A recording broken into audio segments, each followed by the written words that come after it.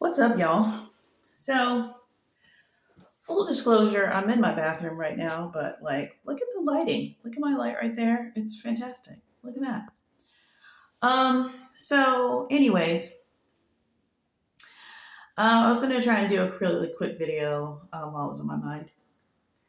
Um, I don't know. I feel like God just wants me to share my little thing today. So, I was really just feeling um, disillusioned and perplexed and flummoxed and all types of words today, and I couldn't get comfortable.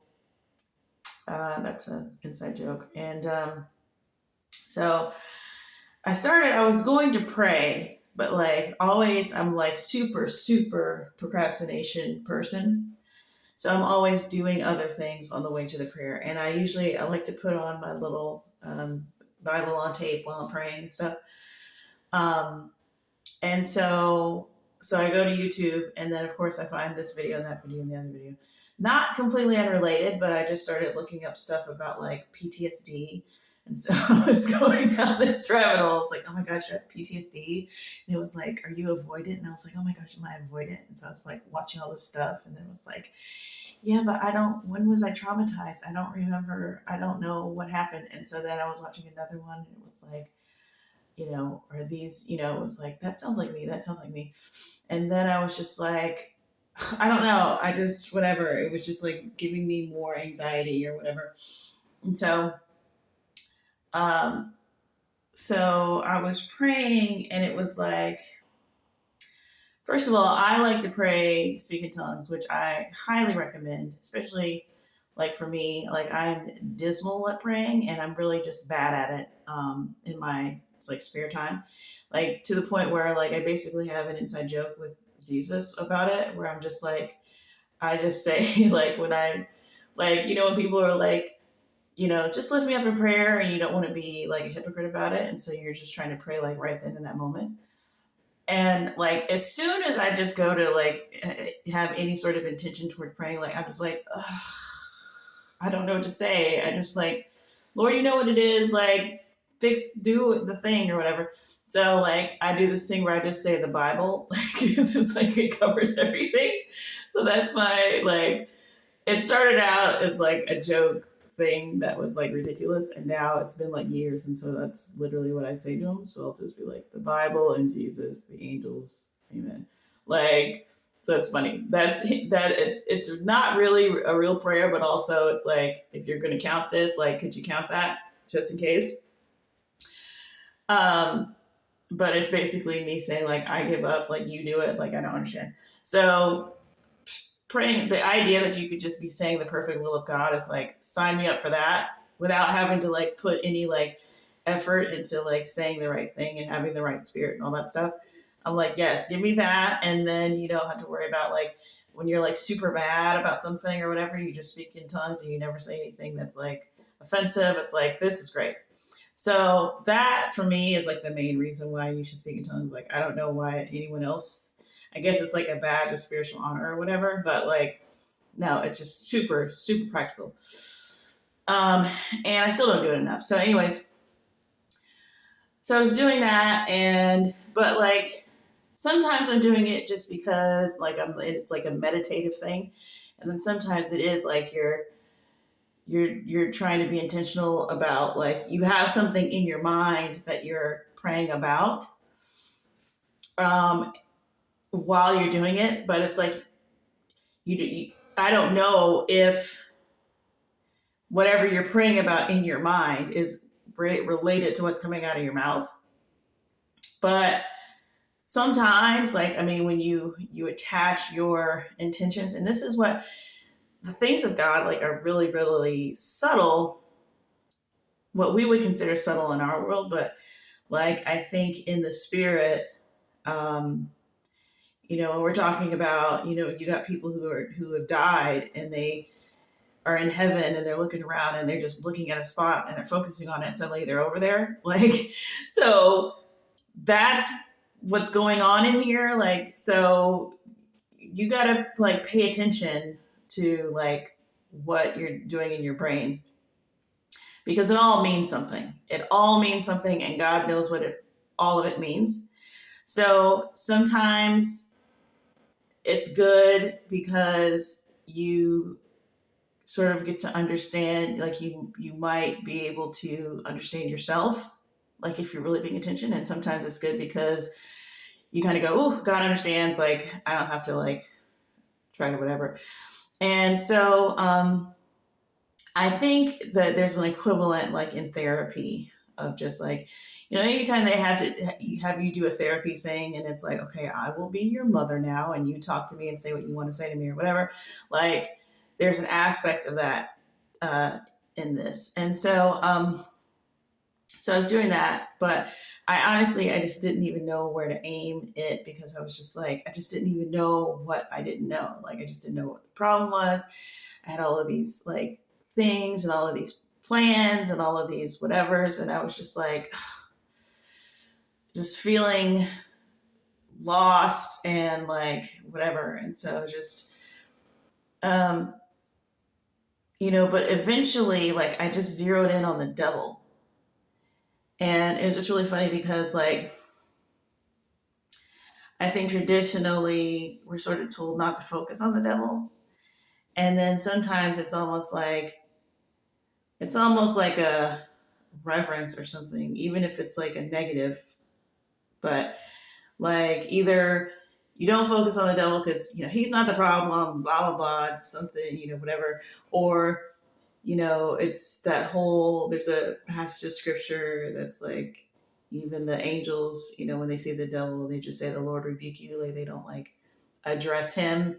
And so there's all of these things that you're trying to do the right behavior or whatever. And so, but for some reason, like I just like focused on the devil. And I just was like, I'm just angry at the devil. And I just was like, I just started praying and I was like crying, but I wasn't sad. I was angry. And it was like, it literally was like, I was just like lamenting and just angry and just like, you just start uh, emoting about a situation that you just held in for a long time. It was like that. It was like, it was like I didn't realize it, but like I was holding back like all of this pent up stuff about the devil. And so, and just I was mad and I was just like, he's so mean. And I was just like crying to God. And I was just like, he's just an asshole. Like, I didn't say that because, well, maybe I did, but it was like in tongue, so I didn't have to worry about any of that. But that's like what was coming out, which is like, I just don't like how mean he is. And he just mean it. And it was like, but it literally, like, I almost got a picture of me, like, in heaven, like, pointing to him, like, me, like, he did this and he did that. And then we tried this and he just came and he wrote it. And, like, it was just like, all of this stuff coming out. And I was just like, I mean, it literally was like, you're like 4 years old and you're just like doing that. And you're like talking and you're like, like I was just a mess. But it was like, I don't think I've ever done that before. Cause you just feel like you're just like, oh, put on the full armor of God and blah, blah. And you just, whatever, and fiery darts and all that stuff.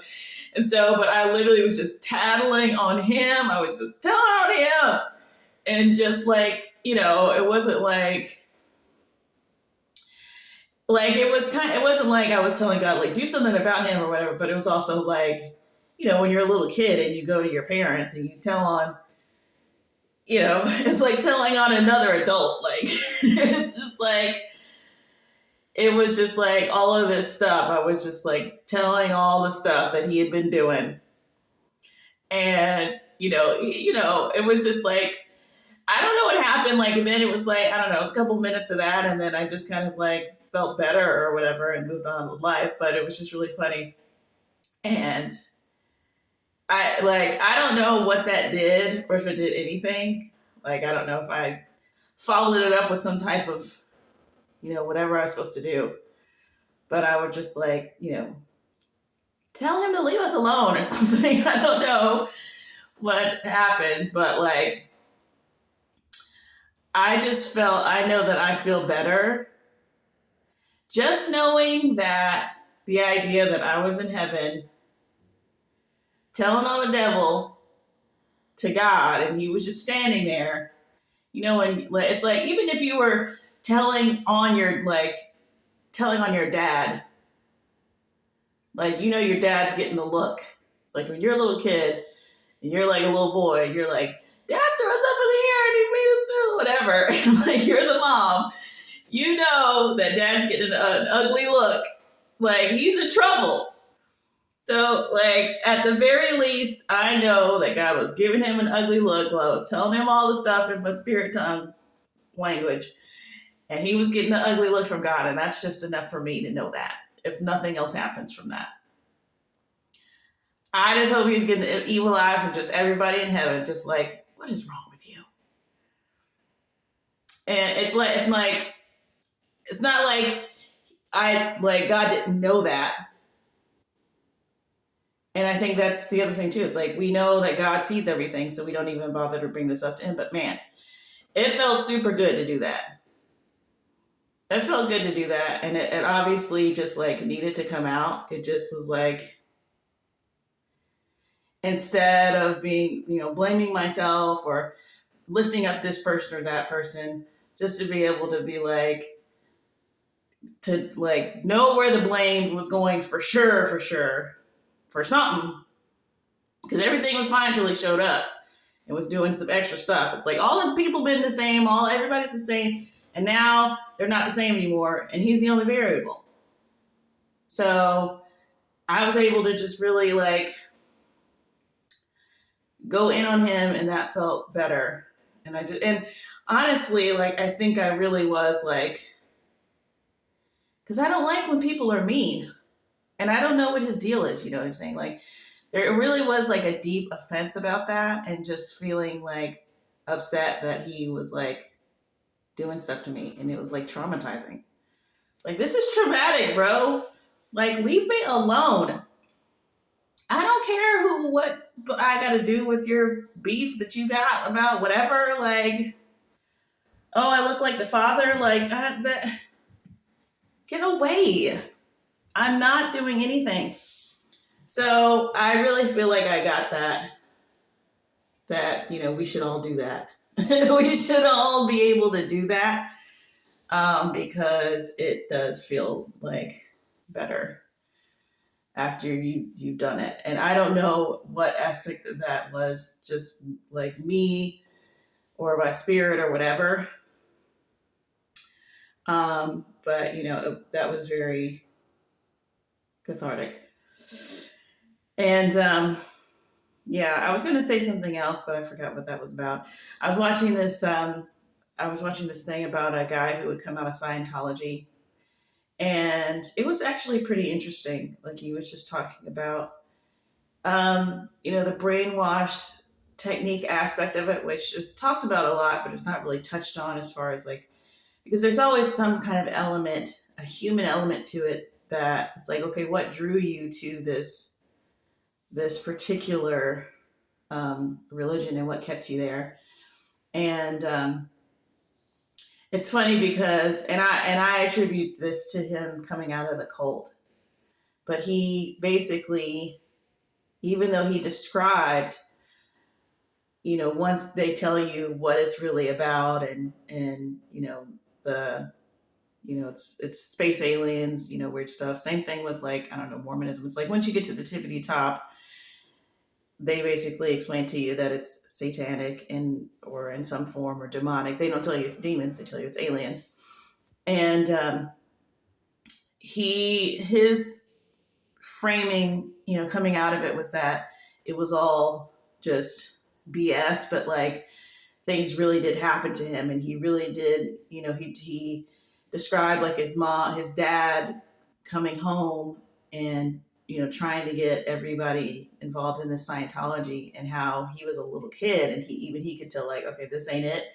But like, his dad got his mom way involved into it, and he described like his dad becoming a different person when he came home and suddenly was like, we got to do this Scientology thing, and basically having this dead eye demonic look. But he maintains that there's nothing spiritual about it. It's just brainwashing. And he described like they told him what it was, and he believed it because there's all these things that go into it. He said something really interesting actually.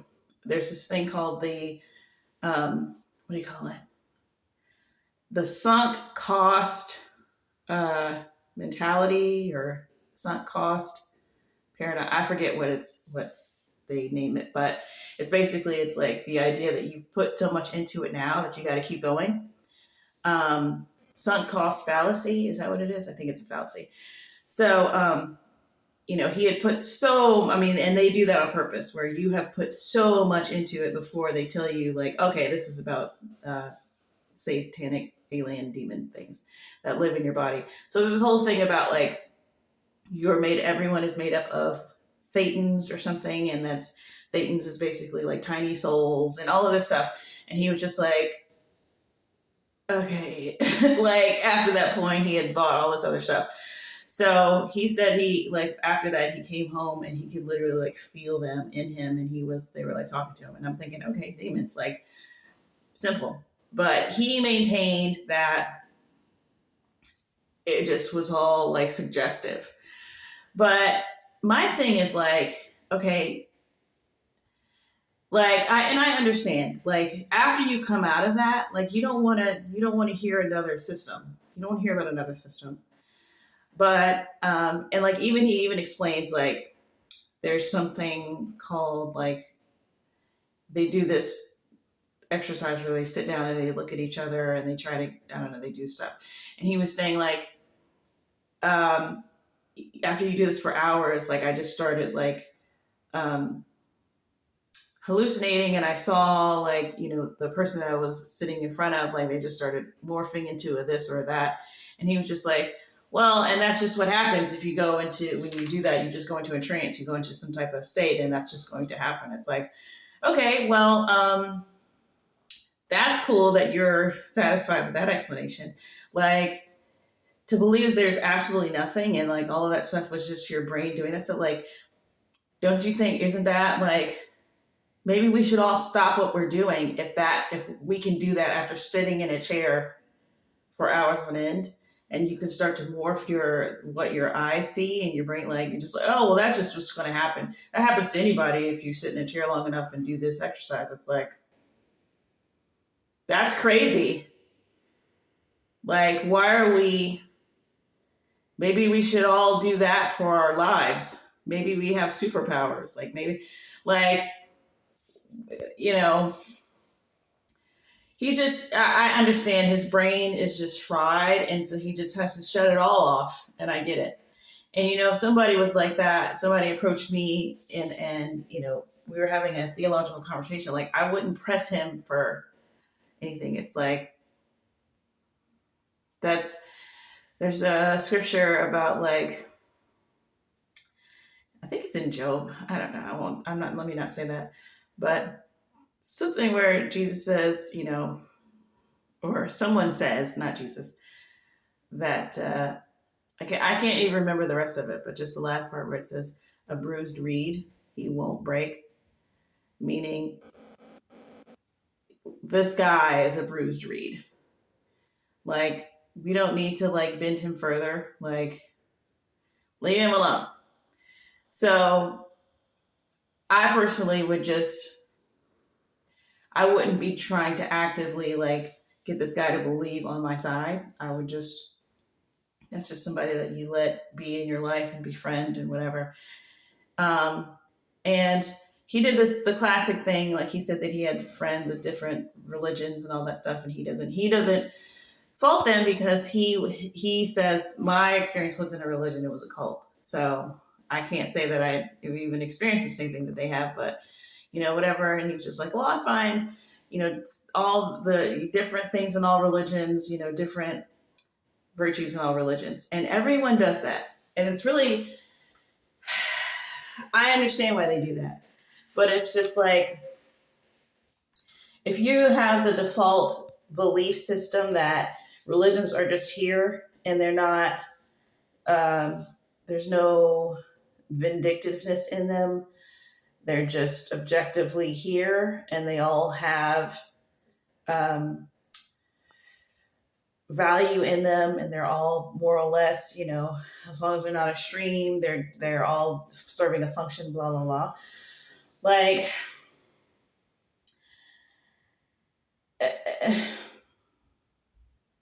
I understand why someone would say that, and I understand the temptation to believe that. It seems sensible, but it's making this world the default place, the superior place, and religion is here to serve this place, and um, it just doesn't make sense, and because you're only going to be here for so long until you're going to another place. And although the guy that was interviewing him was an atheist, and he was just like, yeah, I just think it's all crap. And, he said something like, he was like, he brought up some quote about living forever is daunting. And I've heard that before. Maybe I've even felt that before, but hold on a second. Sorry about that. Anyway, so he said that, living forever is daunting and it makes it more significant and precious that it's fleeting and that it doesn't last forever. It's just like, bro, just you can talk real poetic when you're not in charge of anything and you don't have to. Eventually you're going to have to think about this, and then it's like, we all know your paradigm's going to change as soon as you're on your deathbed. It's so like, I lose my patience. I don't know. I'm at a loss of patience with most of reality. So it's not that guy in particular, but it's just like to see the same people come and go and say the same thing. It's sort of making me understand how, like, in the Bible where it talks about like the people, like you got the believers and they're ruling and reigning with Christ and stuff like that. And then it'll be like the people outside the city. You're like, who are those people? Like, I thought it was go to heaven or go to hell. Like, who are the people outside the gate? Like, what are we talking about? And it just seems like I could totally see if later we find out or later we understand that, you got people like him who are just, they're not, it's not even vindictive in the way that they think, but they just will not accept Christ.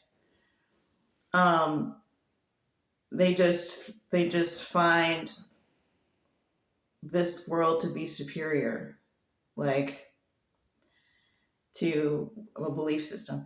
And it's like I was saying before about, like, if you look objectively at all the belief systems, you can see that Christianity is doing something different than all the other religions. Like, even he pointed out the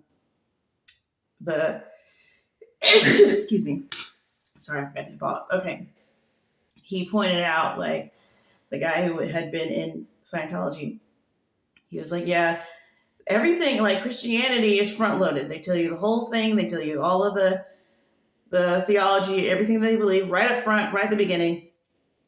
It's not this thing where you get further in and then you finally get the information, which is not just a cult. I mean, forget cult, because even the idea of a cult, like, puts too much impetus on a human being and their desire to control you and all this stuff. And yeah, I understand there's like CIA and government stuff, but it's like, think about it, guys. You got one religion that says that there's such a thing as demons, and there's a rebellion in heaven, and there's entities that literally want your soul and they want to keep you from the good news, which is Christ. And they literally do anything at all to deter you. And then you've got these things that are these other belief systems that are literally luring people into this tangential nonsense. Oh, and then you get to the end and it's satanic. Oh, you mean the Satan in this book? Like, oh, they're sitting in this one and this one and this one too. Really? Is he going about like a roaring lion, like to kill, steal, and destroy? Oh no, he's just the other side of the coin. He's the he's the trickster figure. He's actually God's son. It's like, okay, so you're not even trying to put this together, like, and just the way that Christianity is like I was thinking about it as I was listening to it. It was like it's just so interesting how it's like this got this multifaceted thing to it. Like, I don't know, it literally reminded me of like the four living creatures or whatever, where they had these four faces.